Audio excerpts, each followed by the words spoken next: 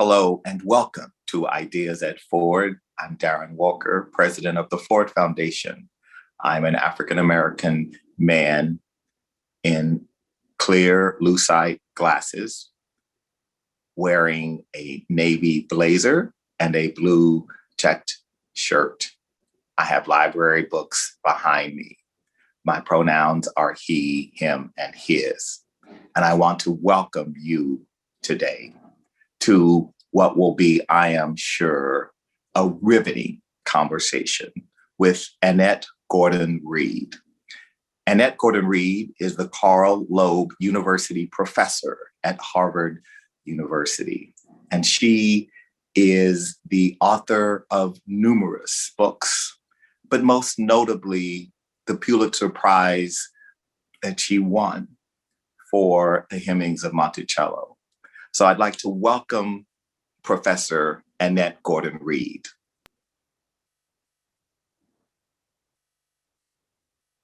Hello, Annette. After all these times, I used to know about mute. I'm Annette Gordon-Reed. I'm very happy to be here. I am an African-American woman. I'm wearing headphones, earbuds, and I have twists in my hair, and I'm wearing a yellow shirt. And I'm very happy to be here. We are so happy you are here. There's been so much talk and anticipation. But Annette, before we dive into On Juneteenth, I have to just say, did you know that when you wrote The Hemings of Monticello, that you were doing something radical? Because at the time, the narrative, the willingness to embrace the truth about Sally Hemings and her role and her relationship with Jefferson and her children, their children, was deeply resisted. The forces of the Jefferson narrative had worked very successfully in ensuring that the full truth was not understood and accepted, at least by scholars. Well, I knew that it was a different approach because I was writing not just about Tom and Sally, but I was trying to reconstruct an entire world. People said to me very often when my first book came out about the way historians had written about Thomas Jefferson and Sally Hemings, kept hearing people say, well, I can't imagine, this. I can't imagine how this could have happened. How did they do, just question after question, suggesting that this was so far-fetched and preposterous that it couldn't have been the case, right? It couldn't be true. And even people who kind of accepted the story couldn't imagine, as I said, how this worked. Well, I understood that the way to do that would be to reconstruct their world.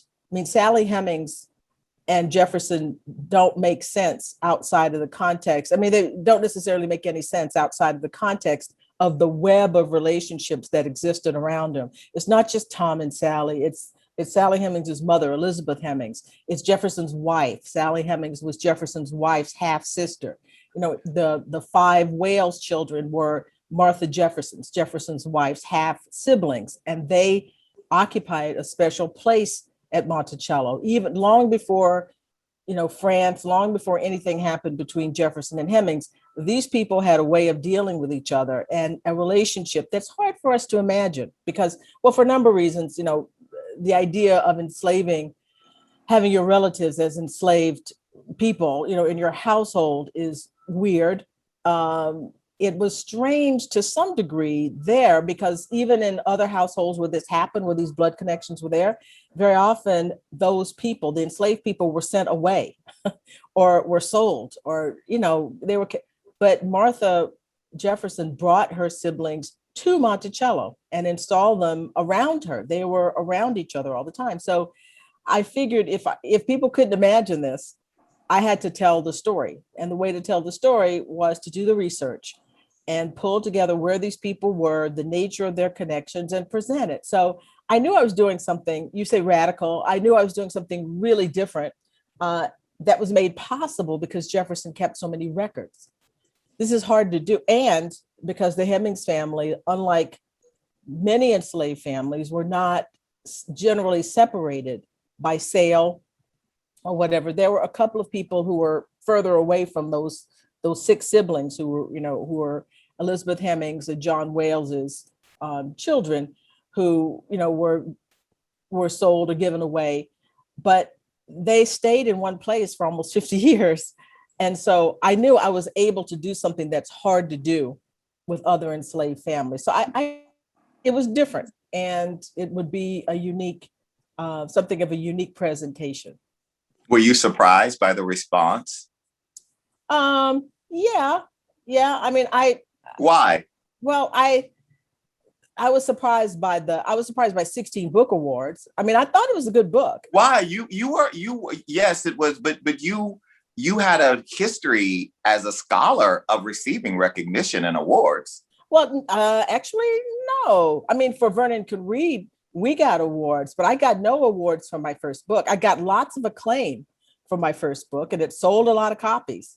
But the award, I think that some of the awards for the Hemingses were probably, belated awards for those two books. People see them together. Well, and that happens, exactly. And that definitely happens. No, I was surprised by the number of book awards, but I thought it was a good book. I mean, when you do something that you think you've done well, and I know when I've done not well, and even when people tell me, oh, that's great. And I know, no, that's not really great. But I thought this was good because I'd worked really hard on it. And I had uncovered some, what I thought was cool stuff. So I was excited about it. I didn't know, I thought it would be well received, but I really didn't think that it was. You did think it would be well received by all of those people who had been pushing hard the Jefferson narrative, that this was too far-fetched, this was preposterous, this was impossible. Well, I wasn't interested in them. I'm talking about the public, members of the public, I thought, because the members of the public loved Fawn Brodie's book. See, no, members of the public never had a problem. Most members of the public have never had a problem with Jefferson and Hemings. It was really a certain group of scholars who had a problem with Jefferson and Hemings. Fawn Brodie's book was a bestseller. It has never been out of print. And because it's not a crazy story. A widower has a mistress. I mean, so, and most people think, oh, so what? That well, does happen.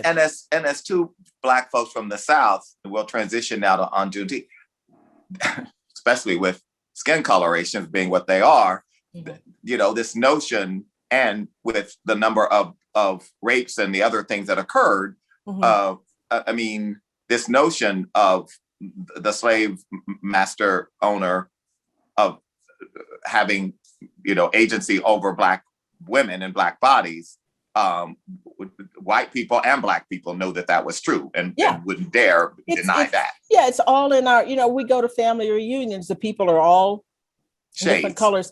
And usually the older people, very often in my family, the older people were the ones who bore the mark of that more than the younger generation. So, in Black families, I think white families who don't can hide from that. I mean, but I did, when I did my first, when I wrote my first book and I was going around and talking about it, particularly when I was in the South, there were white people who would come up to me and say, well, something like that happened in my family. In my family, too. No, exactly. I mean, they may not have talked about it generally, but my talk gave them an occasion to raise the issue. And the whole history of white men and Black women, even after slavery, and so in the 20th century, and it kind of stopped, but after that to the same degree. But in those little towns, the white men were kind of living polygamously. They had a wife, and then they would sometimes have a Black girlfriend or mistress, however you want to describe it, across the tracks. And people knew that was a continuation of that. And that's just been kind of buried. People don't talk about how that played itself out in the South, even after the end of slavery. So, we know this stuff. Indeed. But the historians, I think, white male historians in the main reacted to this like this was some exotic thing. But I think most people understood that it was not. Well, let's talk about our home state of Texas. So you and I are from East Texas. Mhm.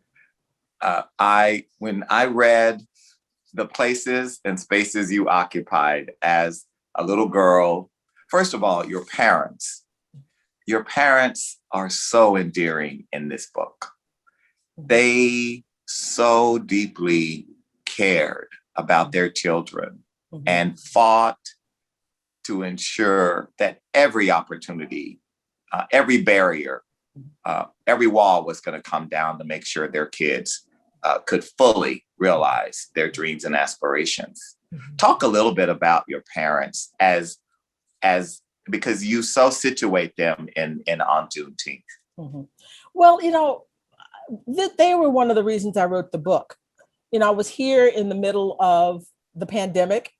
I don't know if you were around New York during Yes, that time period. I mean, there was no place else for us to go. I could have gone to my place in Cambridge, but that would have been the same as New York, pretty much. I mean, just a lesser scale, but right. it was not being off in the country anywhere. So I was here not without much to do. Harvard had gone virtual. And so I decided I typically commute back and forth, but I would stay in New York and do my classes from here. After they were over, I had a little time on my hands, and I'd done an essay for the New Yorker about Juneteenth. And the year before, I had done a review for the New York Review of Books, 5 books about Texas. So Texas was kind of on my mind. But as I was in this pandemic and without much to do, I began to think about my parents. And I thought about, wow, what would they make of this weird situation we're in? We're quarantined. The whole world is sharing this one thing that's taking place. And then I began to miss them because they're no longer living.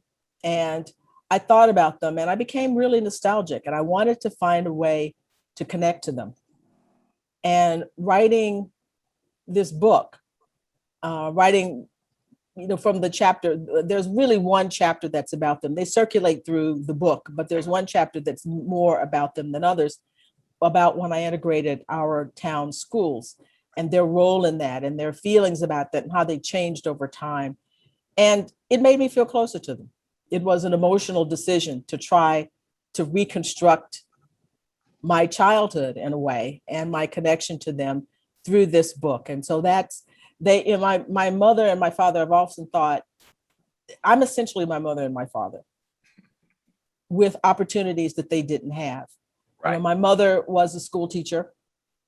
She taught high school English. She went to Spelman College and TSU. Yes. And my father went to the Army didn't go to college. He went to some college, but went to the Army in order to take care of his sisters. He had young sisters, and his mother had died when he was 11, and his father was an invalid. And so he went to the Army, went off to Korea, and had a career in the Army for a time. And then when he came out, tried a succession of businesses. But he was the kind of person who, he had a store, and if people didn't have money, he would give them food, which you can't do if you have a store. Yes. So let's just say it was tough as a businessman for him. Yes. We'll put it that way, because he was a bit too soft-hearted. But in any event, but they were very intelligent people. They read a lot. This was in the middle of the 60s, and they were, I think, very idealistic about what was happening. And so they were the ones who decided to send me to a white school under the freedom of choice plan that they had in place at that time and other jurisdictions, which were basically ways to avoid Brown. This is 10 years after Brown. So white parents would pick white schools and black parents would pick black schools. And my parents picked a white school. And that's how I ended up going to Anderson Elementary School, and out of their sense of idealism. Later on, I think they became disillusioned with the way integration played itself out, because it was not done in an equal basis. I mean, they integrated the kids, but they really did integrate the teachers. And all across the South, many Black teachers lost their jobs. My mother remained in the classroom, but it was a different circumstance. I think they had wanted a more, I don't know what they thought, more transformative thing. Well, And and she missed, as you say, women like your mother, those educators felt connected to generating the next generation of Black leaders, of Black educated people, of the women who would go on to Spelman, and all of that changed. Yeah, no, she, she would lament, she liked her new job and she made some friends, but she said, she had gone to college and the graduates, because she'd done that. She said, I went to teach Black children. And it was not for disliking white children. That wasn't the question. Is that they were a generation of people who'd grown up under segregation, legalized segregation. And they wanted to, the phrase uplift the race, I'm sure you've heard that was the idea, that they were supposed to be contributing to the advancement of Black people. And that's why she went to school. But now, when she was in the classroom, she loved all of her students and they loved her. And one of the great things about this book is that I've heard from some of them, white and Black, who talked about how much she meant to them. But that mission was gone because the white students, the society had been made for them. There was no need for her to exhort them in any particular way. And the Black students, some of them began to think that because integration had taken place, everything was okay. There was no special mission for them. So that changed. And then the camaraderie of Black women and a few Black male teachers who were important too. The faculty lounge, I'm sure, felt very different when she was one or two, one of two Black people in the school versus a group of Black women who had all had, and Black men who all had the same kinds of experiences. So, the mission changed. She was happy being a teacher, but it was different once integration came. And for you, Conroe, Texas, and this part of the world is, for many people, it is the center of the world, because to Texans, we are taught that we are the center of the world. And I am sure you were confronted with people who, upon hearing that you were leaving Texas, said, and that why would you possibly want to go up to Cambridge and what? You can go to the University of Texas, you can go to Austin, or you can go to Houston, or you could go to SMU, or you. Yeah. Well, as I applied to SMU, I applied to Spelman, and I applied to Stanford. I thought Stanford was too big. Ultimately, that's where my husband went, and we probably could have met there. But there were. I remember the guidance counselors. No one dissuaded me. Not the teachers, but other people did say just what you said, that they're great schools, and there are great schools in Texas. But you're right. This part about being raised to think you're the center of the universe, it's definitely the case. Someone is asking me today why other states have Emancipation Days that they celebrate. Why did we end up with Texas as the one that's a national holiday? And I said, because of Texans. Because it's Texas. Because it's Texas. We went everywhere and said, okay, this was a holiday we used to have in Texas, and you should have it here too.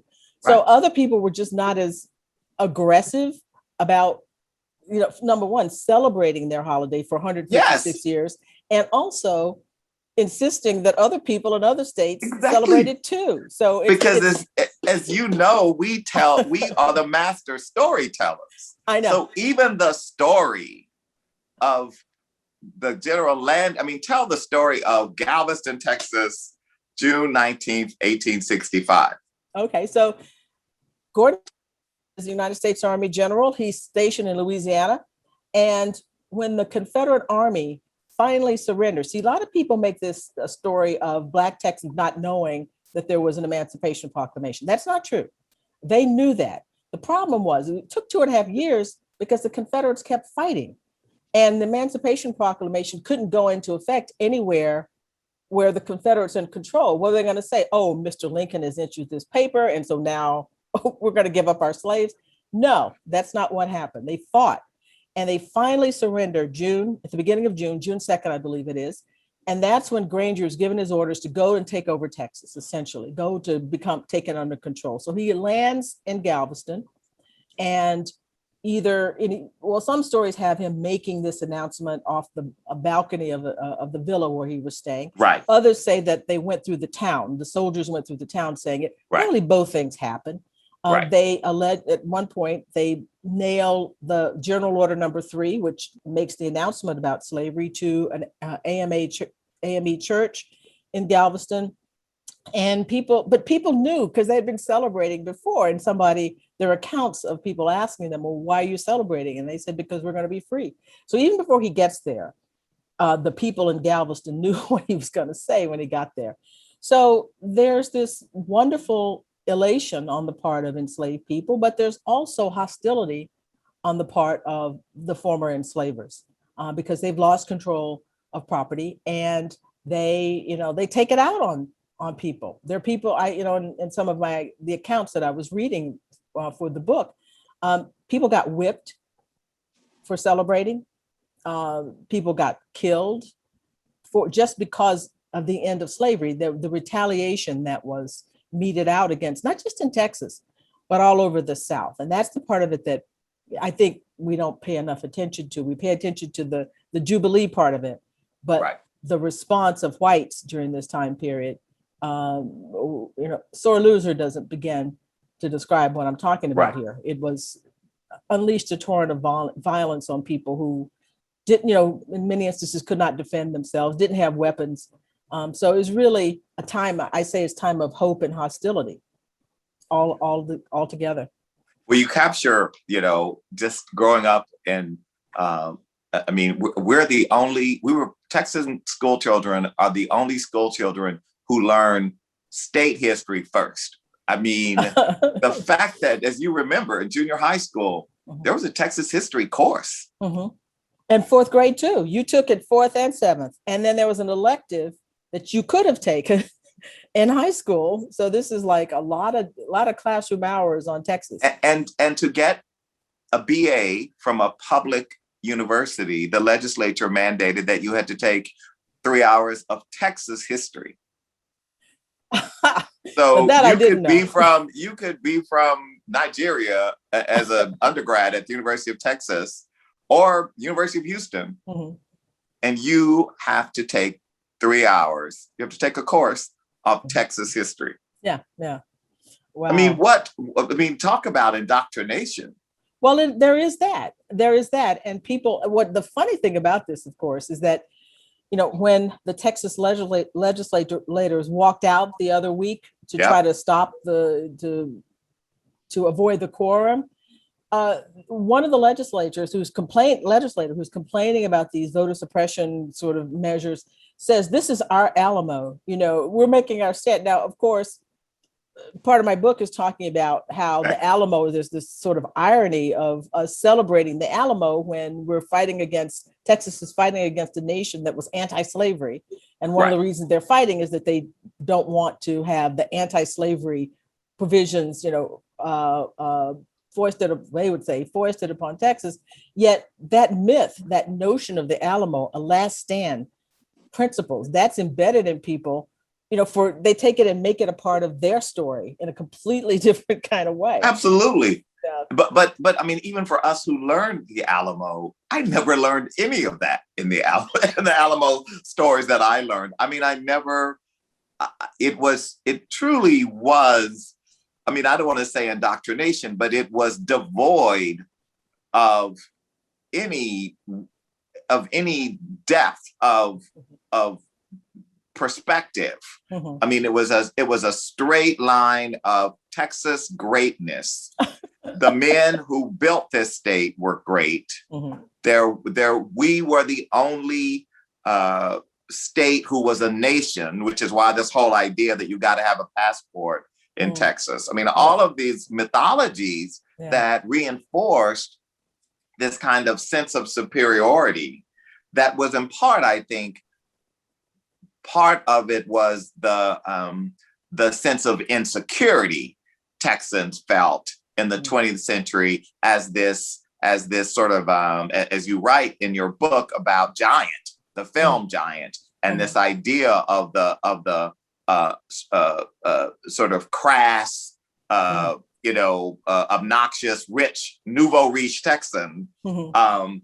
sort of permeated the kind of, Texans were recoiling against that in Mhm. some ways, Mhm. but they were also embracing it. Yes, yes, they're embracing it, and that movie is such a, you can't write anything about Texas without writing about that movie, because it presents the image of Texas so well. It's not the truth of Texas, but it presents the image. Once upon a time there were these cattle ranchers, and they had, million acre. Well, there is a King Ranch is a million Yeah. acres, and that's what made Exxon, because they have the leases on the King Right. Ranch. So oil and cattle do in fact come together, as they do in the film, but they totally leave out the part of Texas that is about the plantation owner that started Texas, Stephen F. Austin, bringing settlers into Texas with slavery, which he says, we need. He didn't like slavery because he didn't like Black people. He didn't want the idea of large populations of Black people that you would have to have a slave society. Made him uncomfortable. But he said, if people came to Texas without this, they could expect to be poor for a very, very long time. And so, this is the engine that starts East Texas, where most people have lived and where Black people are. You'll notice there are no Black people in Giant. Right. I guess But there is Latino. Wait a minute. There is the butler at Right. Elizabeth Taylor's house in Kentucky. Yes. Is Black, but right. in That's the right. Texas part of it, when he goes to get her and bring her back. Yeah, that's right. yeah. So, but there are no Black people. They're Latino. So the Right. racial, Edna Ferber uses the Latino Anglo conflict to talk about race. She's trying to make in the movie tries to make a big story about racial justice, but they Right. do it through the Hispanic and white, not the Black white divide. Right. Yeah. No. I that film and the whole idea of the connection between cattle and oil, and the almost improbable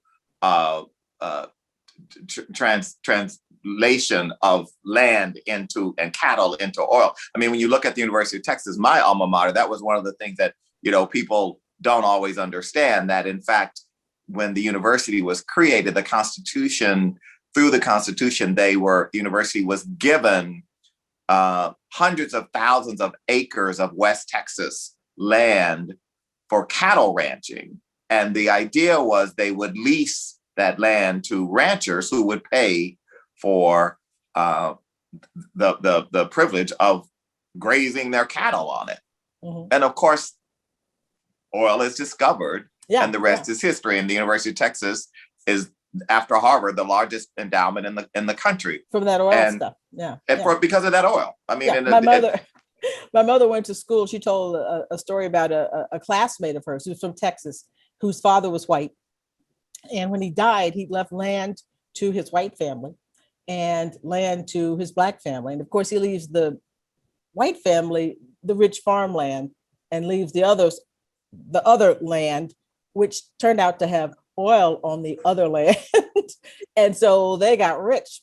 I'm sure there was some intra-family litigation. This kind of thing. But, that's the thing. The combination of cattle and oil sort of overshadows the fact that this was a slave society. And so a lot of the stuff that's happening in Texas now that might puzzle people is not puzzling at all, because it grows out of the racial hierarchy that was created by the slave system.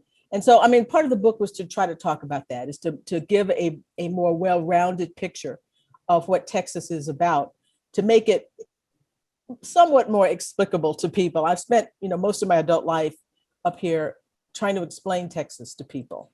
Do you find that that's part of your job? The reality for us, is that we have to explain Texas to people. And it's hard to do, because it's hard to explain. I think you have it exactly right. We're to be raised to think that you are special and that you are the center of the universe. And people I meet from Texas, you can't talk to somebody from Texas for very long without them telling you they're from Texas. I talk to other people, I don't know where they're from. Exactly. They don't They don't find a way. Absolutely. Maybe Californians do it, maybe New Yorkers do it, but those are the only two places that have, I think, nearly as outsized the sense of self as people from Texas. We're going to go to the questions in a minute, but I want you to just also reflect then on what is happening in Texas now, because what is happening in Texas now is not unique to Texas. This national mobilization against teaching certain aspects of our racial history, or our, aspects of our history, period. Well, it's disturbing, to say the least. It's insulting, because what you're essentially saying is that the sensibilities and the feelings of white children matter more than those of Black children. So if I want to talk about something, I have to keep hidden what happened to my ancestors so you won't feel bad. So who is this story about? What is this all about? If you say that, I mean, that you're basically telling me that they're the ones who matter and others don't, and Black children don't matter. It's, to my mind, not a show of strength. It's a show of insecurity. The insecurity you're talking about there, that if you talk about the truth, people won't love the place as much and won't care about the place as much. And as we've said, and as I said, I don't think you can really love anybody or anything without being realistic about it. You just think of parents who have children and, everything the child does is right. Everybody else is wrong, and say that that's about love. That's not about love. That's cowardice in a way. And it's self-indulgent to do that. I think the children of Texas, the people of Texas, can hear the truth about the good and the bad about Texas, form their own conclusions. And I don't think that it means that certainly doesn't mean that you hate white people, doesn't mean that you have to hate Texas. You have to want Texas to be better. This is the crux. I mean, you're a historian. I mean, we have been taught a narrative that really wasn't about inquisition it was about being a receptacle for a narrative, right? And so when you say school children feelings are going to be hurt, it's that for a lot of people, the role of history and American history, Texas history, has not been about truth as much as it is transmitting a shared narrative. Yes. That is the narrative of the dominant white perspective. Yes. And that is the role of history. Mm-hmm. And so we are now challenging that idea. And a lot of people don't like that and feel that it is un-American and it is unpatriotic almost to be seeking, as I was told recently by someone who challenged the Ford Foundation's work in this area, that we're seeking, by supporting people putting out these counter narratives, we're seeking division. We're stoking in our society a breakdown of our shared identity. Mm-hmm. No, well, it's obviously you're not doing that. You're trying to do history in the way that history should be done, is to find as nearly as you possibly can what happened, a narrative of what happened, and as a way of trying to understand where we are right now. And you don't have that if people are hiding things. Things are going on there. People are making assumptions. They're having reactions, responses based upon things that happened, traditions that they don't understand the origin of. They don't get why it's, why we're doing these things, why we have these responses. And I just think you're right. It is about foisting a particular narrative onto people and hiding the past. I really like to think about this some more. It's really an interesting psychological exercise to say, if you talk about what, people long ago did, people that I identify with because I'm white, and they accuse Black people of being about identity politics all the time. This is the quintessential adoption of identity politics, to say that things that happened in the 1860s, if a kid hears about them, because those people were white and this kid is white, that kid is going to feel guilty. That kid should not be thinking in that way, that somehow that they are, just because they shared white skin, that they are have to be like those people in the past. What you want people to say is, look, that was wrong. Those people were wrong for doing that. And we don't have to continue this. You know, we don't have to keep up with the traditions and with the attitudes of people 100 years ago. But That was those good. people are revered. Yeah. They Yeah. are, it is hard. It's you, as a Jefferson scholar, I mean, you know, the deep emotional, psychological, collective, national connection to and the complication of that. And this, the hard part is when you and I talk about Jefferson and Madison, the others, we see all of that as we talk about Texas through this lens of complexity. Yes. Through this lens of contradictions. Mm-hmm. That is not how most white Americans have come to understand these very people and our history. Mm-hmm. It is much more a straight line. It is much more linear. Mm-hmm. And it is much more almost simplistic, but almost romantic. And it's there's definitely romance and all of that. And as I say in the book, I mean, Americans aren't the only people who have myths. I think every nation has myths, stories that they tell to try to bind people together. Otherwise, you know, why are we together, right? Why are we a people? You know, if we don't have stories, common stories. What we're arguing about now is how we tell these stories and how we respond to them. Is it just, whether certain stories should be told at all? Should be told at all. Is it just hero worship? Is it just, you know, a very childish presentation of a cartoon presentation of who these people were and how they moved in the world? Or is it something that you seek a deep appreciation for it? I mean, I think there are a lot of people who look at a Jefferson, who look at a Washington, but Jefferson more. Washington is not as complicated. A Jefferson more, and look at him and say, well, you know, there were these things that were good and there were these things that were bad. There were these contributions that he made, and there are some things that I wish he hadn't said. I mean, there are all kinds of ways of seeing this.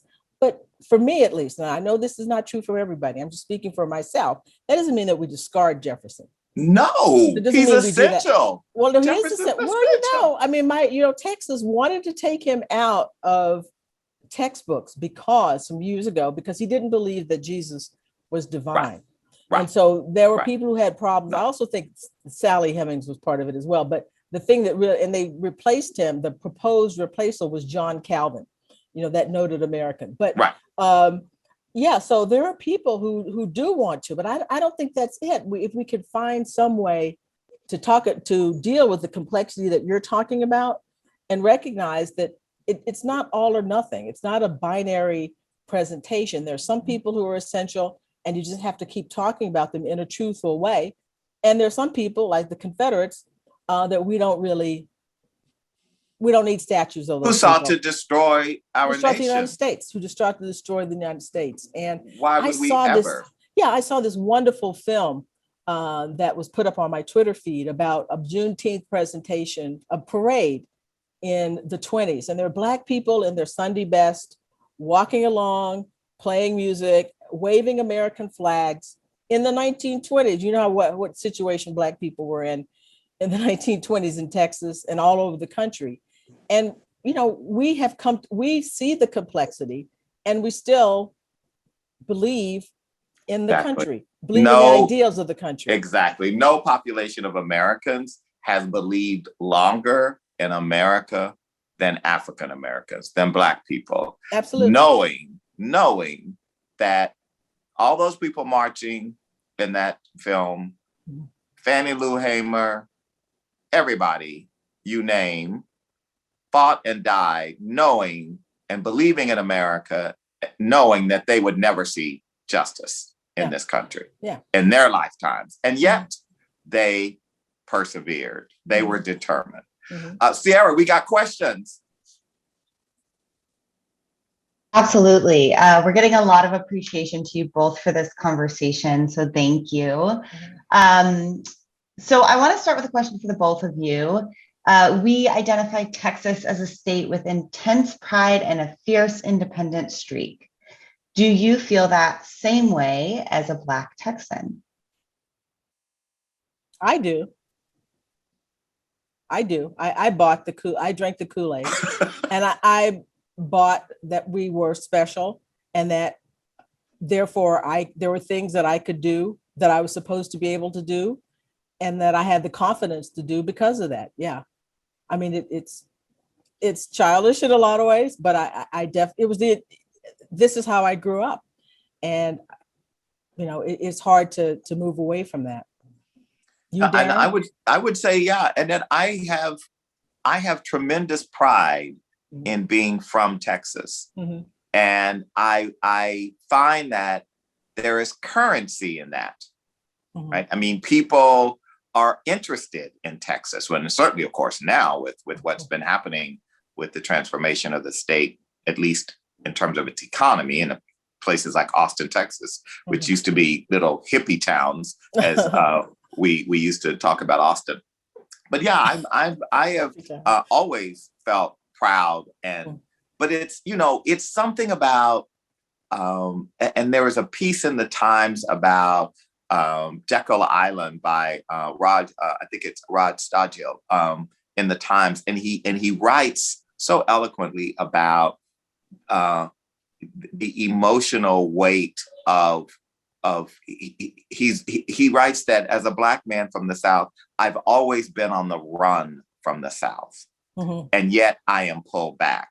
And now we've heard other, Faulkner, all sorts of writers over the years from the South write in that way. But with the complexity of race, it's a really interesting thesis for this piece that I read in the Times. Yeah, you do. I feel that I could, although I married a person, a Californian, so the odds that we will ever settle in Texas are not great. But I love Houston. I could easily live in Houston. I could live in Austin. I could go back there. But I do feel that it gave me something. Are you rooted there? I mean, do you feel like I could never go back? Really? Like you could buy a house in Houston and move back? Yes, I could. Really? Yes, I could. My entire family. Entire family's there too. I could. I've done all of the things that I came up here to do. And I definitely could. Wow. But Robert's a Californian. He's not so keen on below the Mason-Dixon line. And he doesn't know it. He doesn't know that much about it. He's just visited there. But yes, I could. Okay. He said, okay. I love New York. I'll visit you in Houston. You'll visit me. We will wait and the grid works. So the next question for you is, what will it take to get beyond these forces who believe that supporting the counter narrative is somehow unpatriotic? Can you speak about the power of the Texas Textbook Commission in the telling of history and the impact it has on history taught in schools nationwide? Well, I don't know there's anything that we could do besides what I've been doing, is writing and talking about these things, trying to persuade people that truthful history isn't unpatriotic, that it's what it should be. The Textbook Commission, I think one of the great things about the internet is the proliferation of alternatives to textbooks. There are other ways for teachers to get information out to students and so forth. I participate in Teachers Institutes and a lot of programs that bring middle school teachers and high school teachers, and we work on lesson plans and things like that. There are lots of ways to get the news out besides textbooks. I know that that textbooks are still important. But there's so many ways to get information. And I think teachers are creative people. So I'm confident that what they've been doing, and one of the reasons that people are trying to pass all this legislation is because people have changed the way they teach history. It's much better than when I was a kid, much more inclusive, telling these stories. So this is sort of a backlash, I think, against all of that. And I would expect that teachers, being the creative and maverick lot that many of them are, will continue to look for ways to bring, to bring these stories to children. There's so many, for Juneteenth, for example, I've seen so many wonderful books, age appropriate books for all levels about this.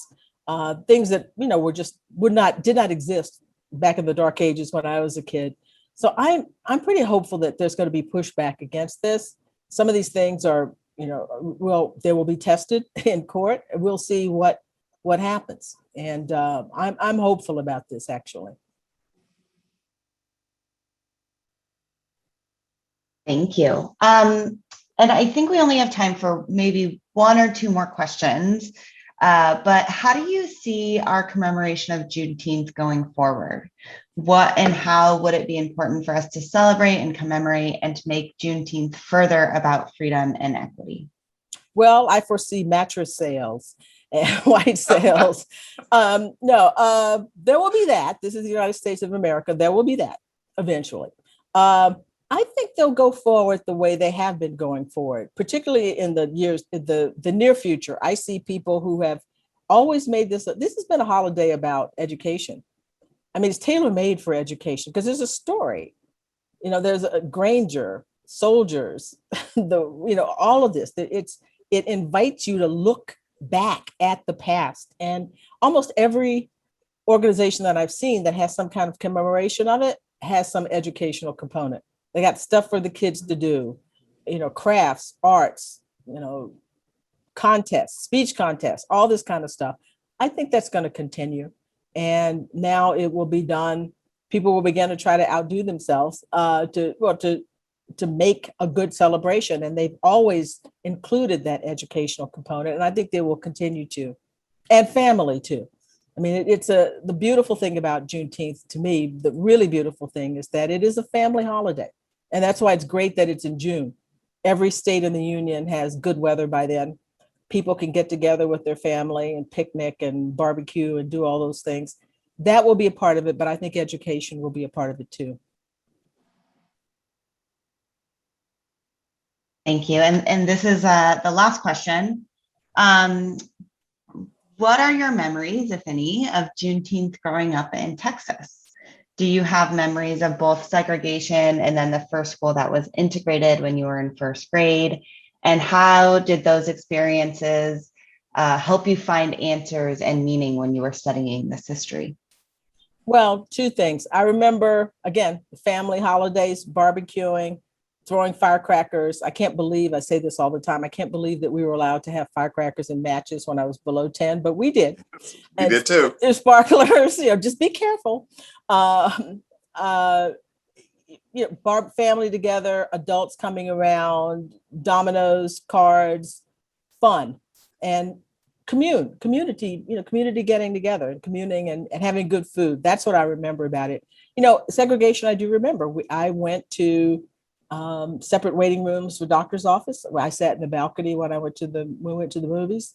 A lot of this stuff continued even after it shouldn't have, but because just the force of habit and fear. That my town had a very bad reputation on the question of race. But yeah, I definitely remember that. And I think those experiences made me want to think about why. And I think that led me to history and helped make, I'm pretty certain it's helped make me a historian, to think about becoming a historian, because I had to figure out, where did this come from? What is this all about? Why are people acting this way? And there was a reason. And slavery and the hierarchy that it created reverberated well into my childhood and continues till today. So yeah, it had a big effect on me. And that final question from me, do you worry that the take up by the mainstream culture, the signing of legislation to make it a federal holiday, as this idea of Juneteenth, which was truly marginal, except to us Texans for so long. Now that it has moved from the margins to the mainstream, beyond the commercialization and monetization of the holiday, are you concerned that in some ways it will be a distraction to the broader scale undermining of the very values that Juneteenth stands for? And what I mean by that is obviously the efforts around voter suppression, the efforts, as you were just describing, around sanitizing history, et cetera. These efforts are potent and are accelerating, and some would say are on the ascent. Is Juneteenth a distraction? No, I don't think it has to be a distraction. There may be some people who think it will be, but then they're stupid. You know, if that's the intention, if they think that people are, because we have Juneteenth, going to forget that they're trying to take away the right to vote from people, no, that's not going to, you know, that if that's the plan, I can't see it working. If it doesn't work, I mean, if we're not able to overcome this, it won't be because we have Juneteenth. It will be because of the determined opposition of people who want to rule as a minority party. And the important thing is, this doesn't just affect Black people. It affects us, but it affects all Americans. Our republic is in danger when people think that all the votes of eligible voters don't matter, that the minority can rule over a majority. And, you know, this is a threat to our, you know, to the republic and our way of life. So Juneteenth is, if it's offered as a distraction, it's not going to work. This is serious business, and people are from everybody that I know, their eye is on the ball on this question, because this is life or death of the republic, I think. Well, thank you, Professor Annette Gordon-Reed, the Carl Loeb University Professor at Harvard University, for this wonderful book on Juneteenth. It is on the bestseller list, has been reviewed critically with great acclaim. And I know how busy you are, because everyone is wanting you to talk about your book and this celebration. But I'm so grateful that you took the time to be with us at the Ford Foundation. Thank you. Thank you. I'm glad you invited me. This has been a fun conversation with a fellow Texan. Yes, exactly. So, Ideas at Ford next on July 7th. Ursula Burns, the first Black woman CEO of a Fortune 500 company, will share her book, Where You Are Is Not Who You Are. And then in September, we have two Stanford University professors, Rob Reich and Jeremy Weinstein, on system error. And of course, September 28th, the great historian Eric Foner, the second founding, and Eric will, I'm sure, have lots to say about some of the things Annette has talked and I have talked about today. So I want to thank you all and look forward to seeing you on July 7th.